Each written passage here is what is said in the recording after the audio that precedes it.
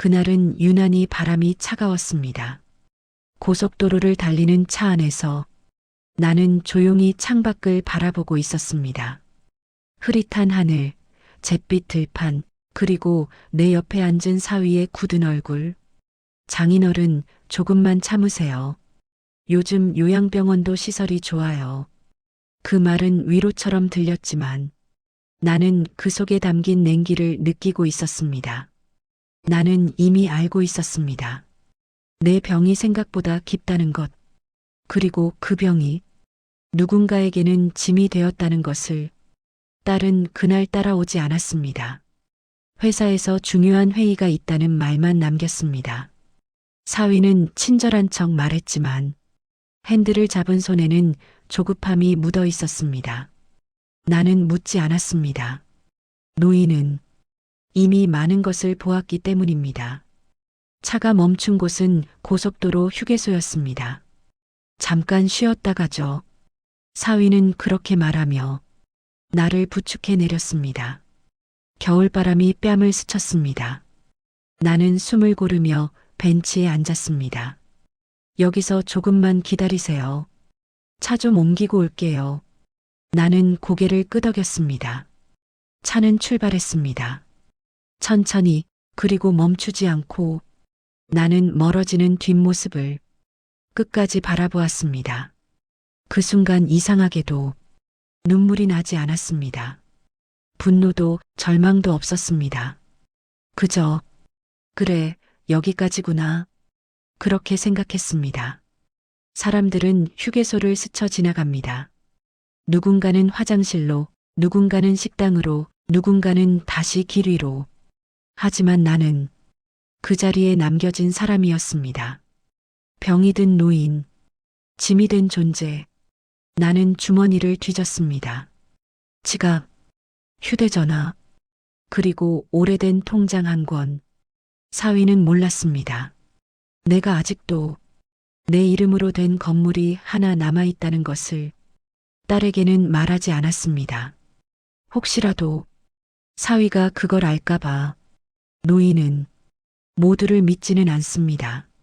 특히 돈 앞에서 사람이 어떻게 변하는지 나는 이미 오래전에 배웠습니다.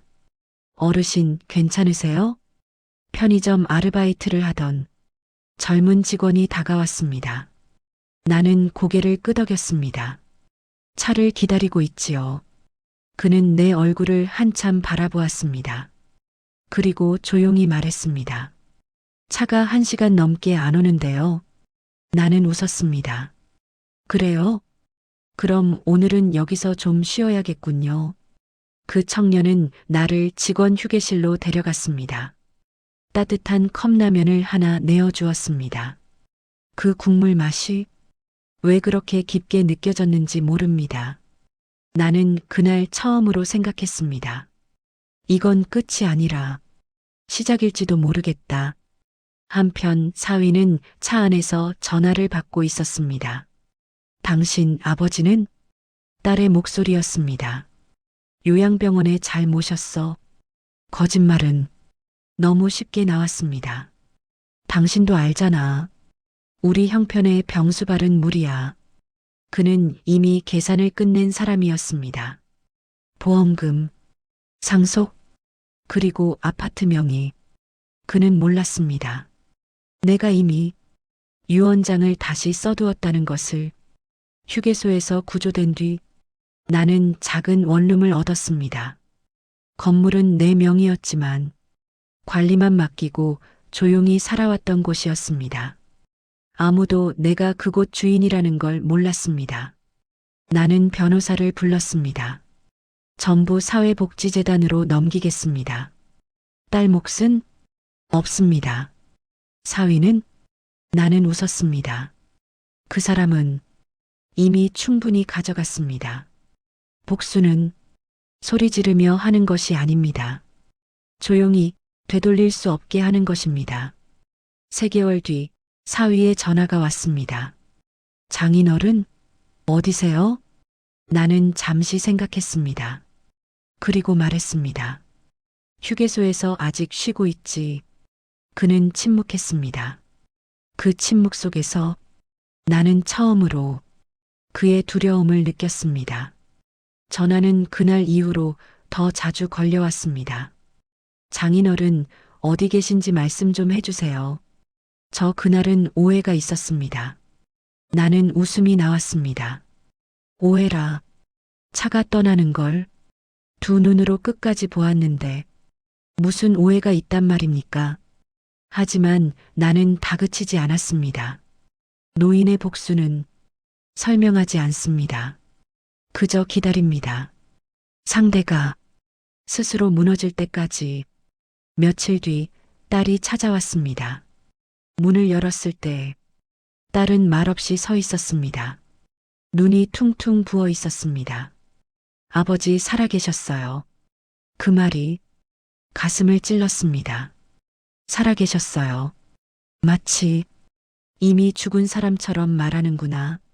나는 따뜻한 차를 내주었습니다. 딸은 고개를 숙인 채 울었습니다. 그날 나는 정말 요양병원인 줄 알았어요. 나는 천천히 물었습니다. 정말 몰랐니? 딸은 대답하지 못했습니다. 침묵은 때로 고백보다 정확합니다. 사위는 이미 알아차렸습니다. 내가 사라지면서 보험도 상속도 모든 계획이 어그러졌다는 것을. 그는 급해졌습니다. 장인어른, 우리 잘해봅시다. 제가 모시겠습니다. 나는 조용히 말했습니다. 그날 왜 돌아오지 않았지? 그는 변명했습니다. 차가 고장났다. 전화기가 꺼졌다. 길이 막혔다. 나는 끊었습니다. 사람이 떠나는 데는 수많은 핑계가 붙지만 사람이 버려지는 순간은 단 하나입니다. 의도. 나는 변호사를 다시 불렀습니다. 공증 절차를 마무리하죠. 문서에는 이렇게 적혀 있었습니다. 건물 전부 사회복지재단 기부, 예금 일부는 의료비 지원 사업에 사용, 딸에게는 편지 한 통만 남김, 사위에게는 아무것도 없음. 변호사가 조심스럽게 물었습니다. 후회 없으십니까? 나는 잠시 생각했습니다.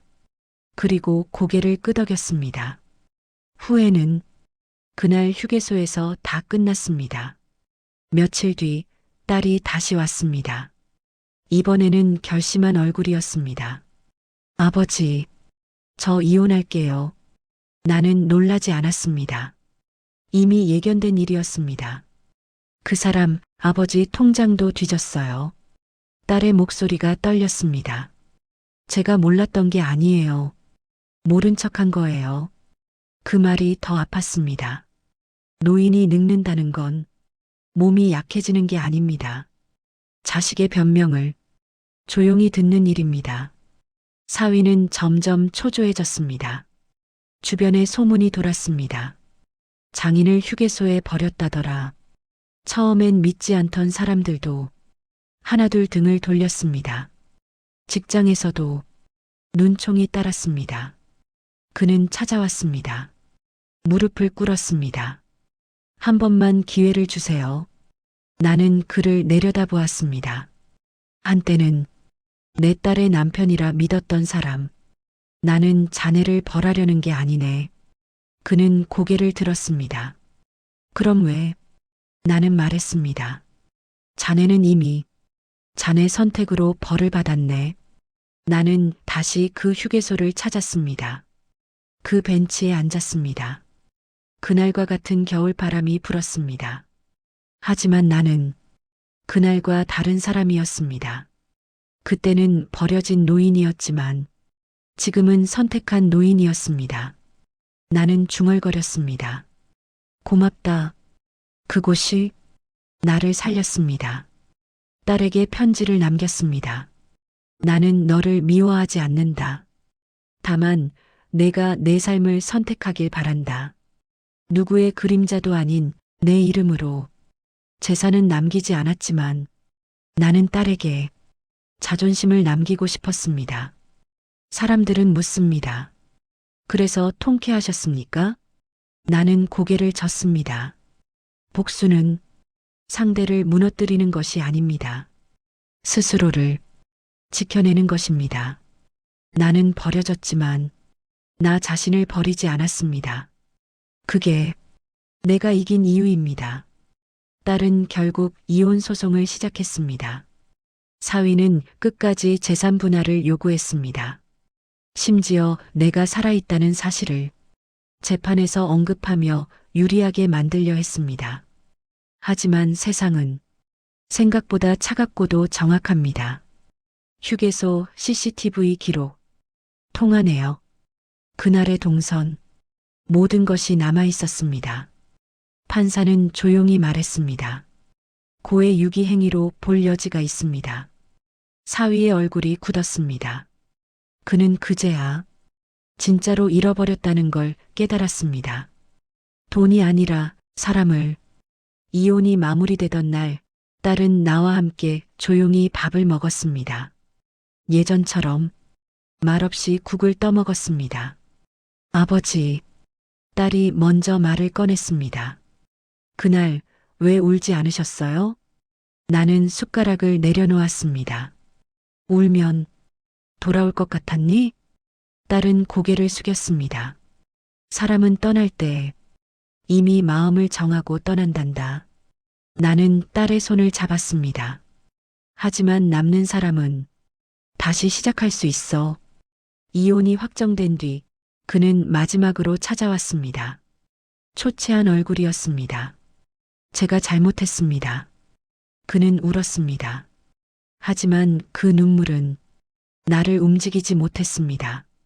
나는 조용히 말했습니다. 자네가 버린 건 나 하나가 아니었네. 그는 떨리는 목소리로 물었습니다. 그럼 용서는 없습니까? 나는 고개를 저었습니다. 용서는 내가 아니라 자네가 스스로에게 구해야 하네. 그는 더 이상 말을 잇지 못했습니다. 그날 이후 그를 다시 보지 못했습니다. 건물 기부식이 열렸습니다.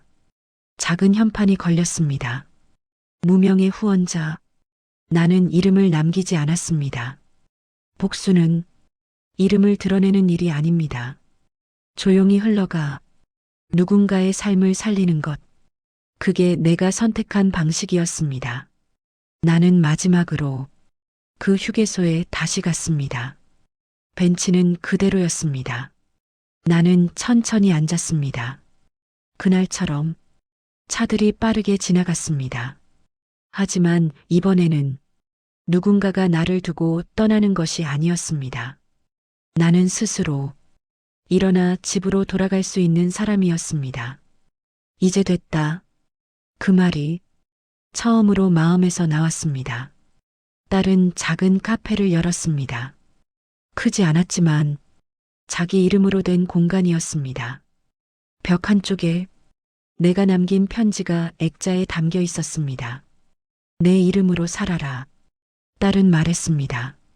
아버지 덕분이에요. 나는 웃었습니다. 아니다. 내가 선택했기 때문이다. 병은 완전히 낫지 않았습니다. 여전히 약을 먹고 병원에 다녔습니다. 하지만 마음은 그 어느 때보다 단단했습니다. 나는 알았습니다. 사람은 버려져도 끝이 아니라는 것을, 스스로를 지키는 순간 다시 태어난다는 것을 이 이야기를 듣는 여러분께 묻고 싶습니다. 혹시 지금 누군가에게 짐이 되었다고 느끼고 있습니까? 혹시 버려졌다고 생각하십니까? 그렇다면 기억하십시오. 버려진 자리가 새로운 시작일 수도 있다는 것을. 나는 휴게소에서 인생을 잃지 않았습니다. 그곳에서 인생을 다시 찾았습니다. 고속도로는 끊임없이 이어집니다. 어디서 멈추느냐는 타인이 정할 수 있지만 어디로 다시 걸어갈지는 스스로 정할 수 있습니다. 나는 버려진 노인이 아니라 선택한 노인이었습니다. 그리고 오늘도 천천히 내 속도로 길을 걷고 있습니다. 사위의 이야기는 생각보다 오래 돌았습니다.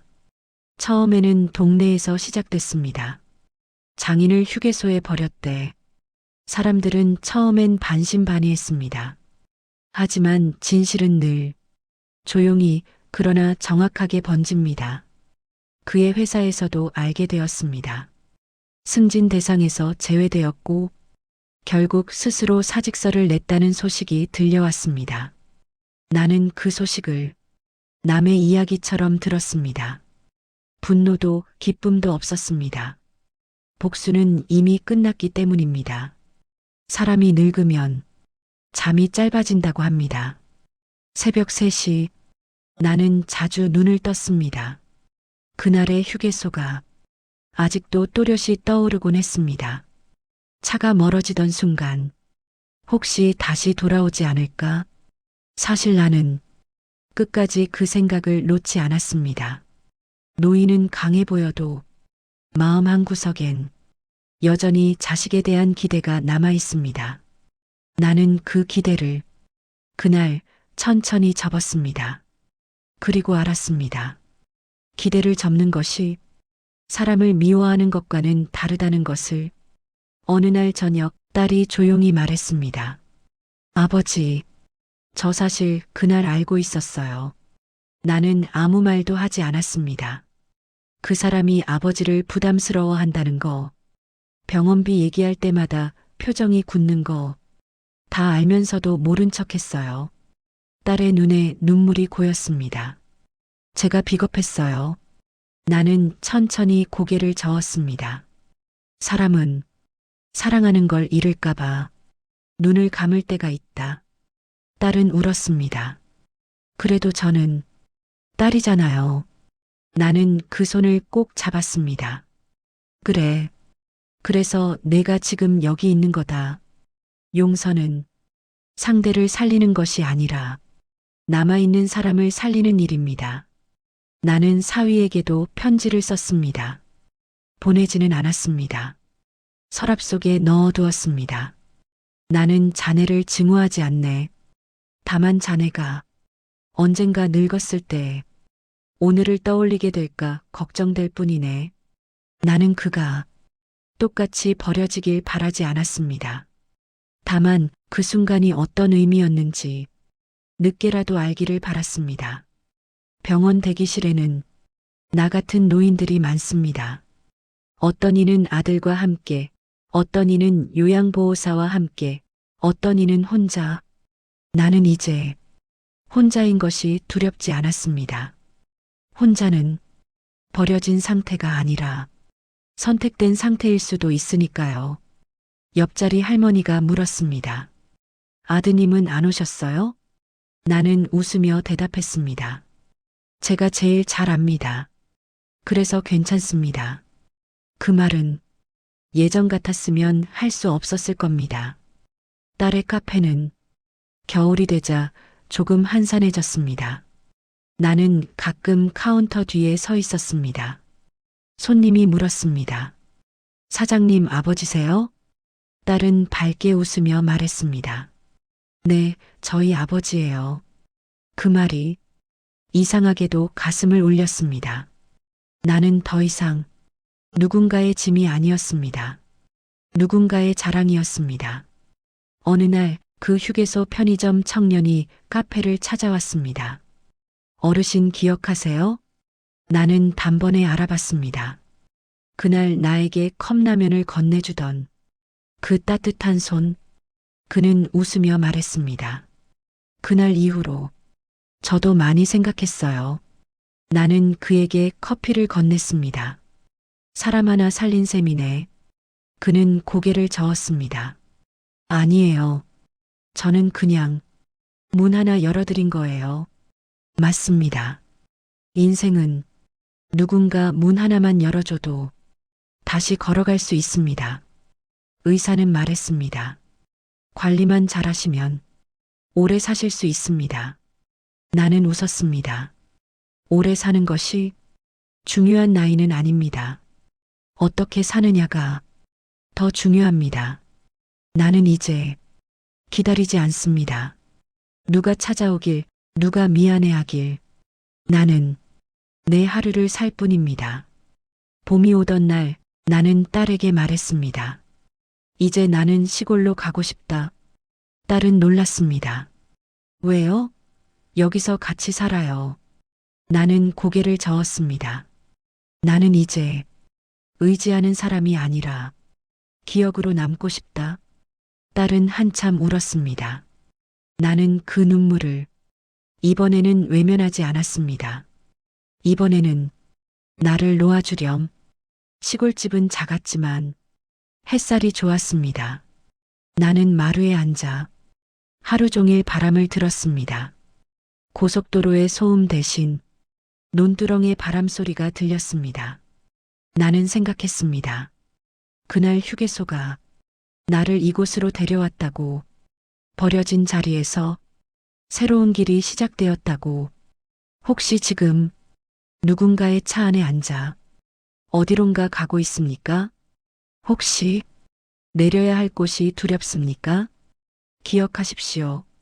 누군가 당신을 내려놓을 수는 있어도 당신의 삶까지 내려놓을 수는 없습니다.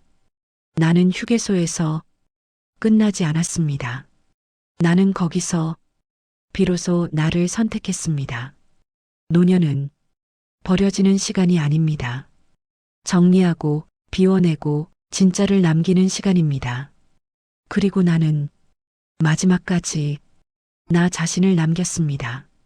시골의 아침은 느립니다. 도시에서는 새벽이 곧 출근이었지만 이곳에서는 새벽이 곧 숨입니다. 나는 마루에 앉아 김이 오르는 보리차를 마십니다. 논 위로 안개가 낮게 깔리고 닭 우는 소리가 멀리서 들려옵니다. 누군가는 묻겠지요. 외롭지 않으세요? 외로움은 사람이 많다고 사라지는 것이 아닙니다. 외로움은 내가 나를 놓칠 때 생깁니다. 나는 이제 나를 잃지 않았습니다. 딸은 일주일에 한 번 편지를 보냈습니다. 카페 이야기, 단골 손님 이야기, 봄 신메뉴가 잘 나간다는 이야기. 편지 끝에는 늘 이렇게 적혀 있었습니다. 아버지, 고맙습니다. 나는 그 말이 예전에는 없었다는 걸 압니다. 사람은 상처를 통과하고 나서야 고맙다는 말을 배웁니다. 어느 날 우연히 들었습니다. 그는 다른 도시로 이사를 갔다고, 작은 사무실을 차렸지만 잘 되지 않는다는 이야기. 나는 한동안 생각했습니다. 그를 미워하지 않겠다고 말했지만 혹시 마음 한구석에 남은 것이 있지는 않은지. 하지만 이상하게도 아무것도 남아있지 않았습니다. 복수는 이미 끝났고 나는 그 일로 더 이상 정의되지 않았습니다. 그는 이제 내 인생의 한 장면일 뿐입니다. 몸은 조금씩 약해졌습니다. 계단을 오를 때 숨이 찼고 손이 자주 떨렸습니다. 의사는 조용히 말했습니다. 준비를 하셔야겠습니다. 준비. 나는 웃었습니다. 젊었을 때는 집을 준비했고 사업을 준비했고 노후를 준비했습니다. 이제는 이별을 준비하는 나이가 되었군요. 나는 겁이 나지 않았습니다. 이미 한 번 버려지는 순간을 건넜으니까요. 그보다 더 큰 공포는 없습니다.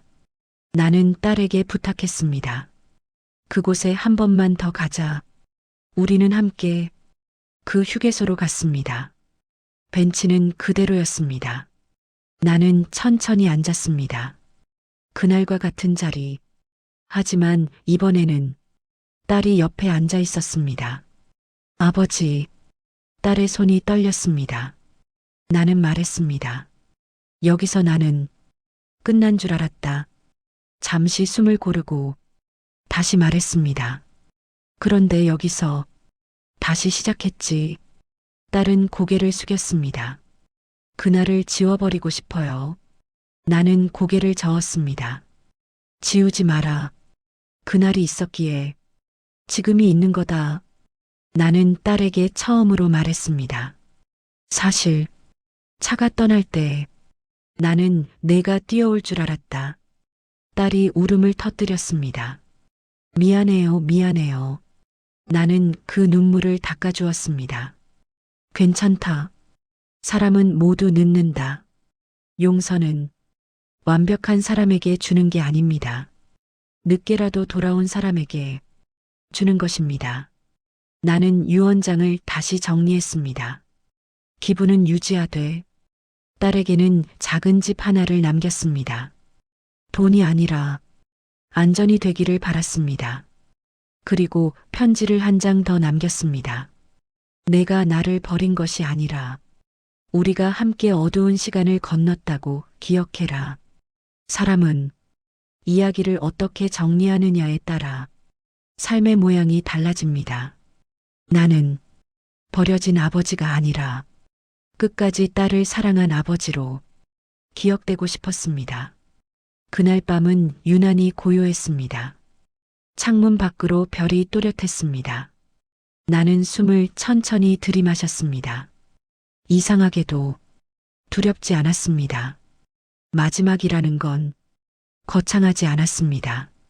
그저 조금 더 조용해지는 것, 조금 더 느려지는 것, 나는 속으로 말했습니다. 나는 잘 살았다. 완벽하지 않았지만 끝내 나를 잃지 않았으니까. 아침이 밝았을 때 나는 깊은 잠에 들어 있었습니다. 딸은 울었지만 이번에는 무너지지 않았습니다. 장례식장에는 많은 사람이 오지 않았습니다. 하지만 카페 단골 몇 명과 그 휴게소 청년이 왔습니다. 청년은 딸에게 말했습니다. 그날 제가 컵라면을 드렸던 분이에요. 딸은 그를 끌어안고 울었습니다. 카페 벽에는 작은 사진 하나가 걸려 있습니다. 휴게소 벤치에 앉아 미소 짓고 있는 노인의 사진. 그 아래에는 이렇게 적혀 있습니다. 버려진 자리에서 다시 시작한 사람. 딸은 이제 단단해졌습니다. 누군가 힘들어 보이면 따뜻한 국물을 먼저 내어줍니다. 괜찮아요. 여기서 다시 시작하면 돼요. 그 말은 아버지에게 배운 말입니다. 고속도로는 계속 이어집니다. 누군가는 중간에 내려야 하고 누군가는 잠시 멈춰야 합니다. 하지만 내려진 자리에서 어떻게 서 있느냐는 각자의 선택입니다. 나는 휴게소에 버려졌지만 거기서 나를 찾았습니다. 그리고 마지막까지 누군가의 짐이 아니라 누군가의 시작이 되었습니다.